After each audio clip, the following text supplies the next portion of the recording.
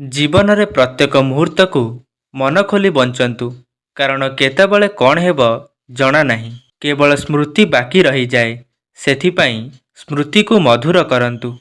जहाँ बीतीगला मन दुख करंतु नहीं, जहाँ मिलीगला ताकू हरांतु नहीं। सफलता ताकू मिले जी समय और परिस्थिति पाई लुह गड़े न थाए। सम्मान पाइबाकू हेले अन्य को सम्मान देबाकू पड़ी थाए। काहाठारू जोर जबरदस्ती रे सम्मान मिली न थाए। समय सह जदि संपर्क बदली जाए ताहाले बुझी नेब जे से संपर्क संपर्क ही नथिला, थिला केवल प्रयोजन। उपदेश देवा सहज किंतु उपाय बताइबा बहुत कष्ट। अन्यर दुख देखि अनेक दुखी हुअंती सत, किंतु केही दुख दूर करिबा पई आगे आसंती नहीं। मनीष केते भी धनी होई जाऊ, हेले कष्ट बिकी पारिब नाही कि शांति किणी पारिब नाही। जे प्रकृत रे लुहर मूल्य कण जानी थाए, से केबे कहा आखिरे लुह दिए ना। किछि समय चुप रही कि देख, किछि प्रश्नर उत्तर आपे आपे मिली जीव। संपर्क, बंधुत्व एवं प्रेम तांक सहित रखिब जे तुम हस पछरे थिबा दुख, क्रोध पछरे थिबा प्रेम आउ तुम नीरवता पछरे थिबा कारण को बुझी पारुथिब। जेउठारे आपणक सम्मान करा जाई न थाए सेठाकू जीवा छाड़ी दियंतु। से स्थान कहार घर हेउ किंबा कहा हृदय हेउ। तुमको किए अणदेखा करुछि ताहाले तुमे भी स्थिर कर तुमे तांकठारू दूरेई जीव। किंतु कारण जानी सारिबा परे निजकू एपरि गढ़ केही तुमको छाड़ी देई पारंती, किंतु छाड़िबा परे तुम आवश्यकता को निश्चय अनुभव करिवे। प्रकृतरे हृदयरु भल पाउथिबा मनीष फोन कॉल काटिला बेले एही कथा कही थाए, मु तुम सबु परिस्थिति रे साहाय्य करिबी, तुमे केवल तुमर ध्यान रख। निद आउ निंदा को जो मनीष जीति जाए सेही मनीष को केही भी हराई पारि न थाए। सच्चा हृदयरु चाहुथिबा मनीषंक प्रेम अधारे रही जाए, नहले मिछ प्रेम करुथिबा मनीष त प्रेम को पाइकी भी खुशी रे न थाए। बहुत किछि शिखेई दिए एई जीवन, केबे हसाए तो पुणी केबे कंदाए। कंटा उपरे छिड़ा होई जी हसीबा शिखीगला ता सामनारे लुह भी हार मानी जाए।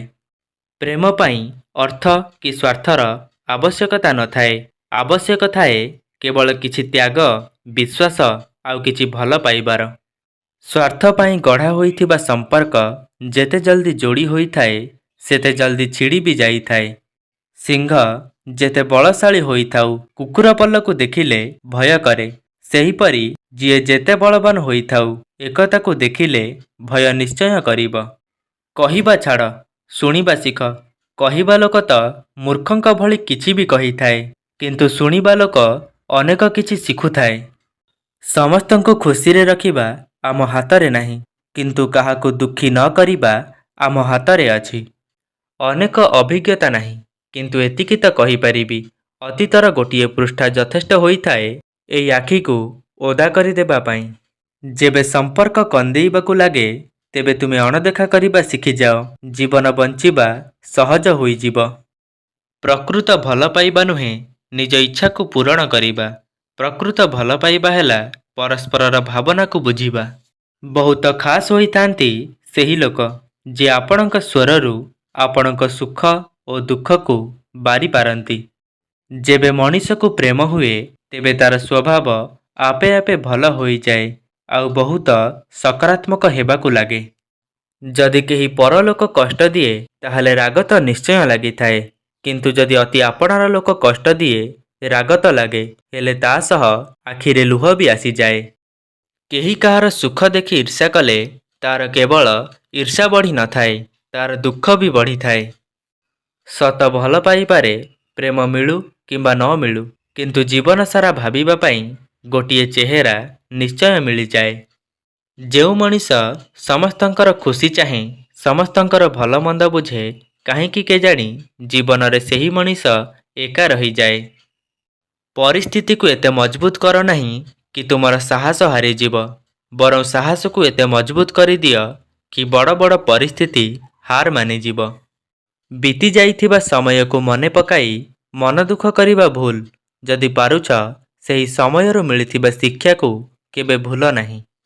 ଏପରି ବ୍ୟକ୍ତିଠାରୁ ସବୁବେଳେ ଦୂରେଇ ରହିବାକୁ ଚେଷ୍ଟା କର, ଯିଏ ତୁମ ଆଗରେ ମିଠା ମିଠା କଥା କୁହନ୍ତି ଆଉ ତୁମ ପଛରେ ତୁମ ପାଇଁ ଷଡ଼ଯନ୍ତ୍ର କରନ୍ତି।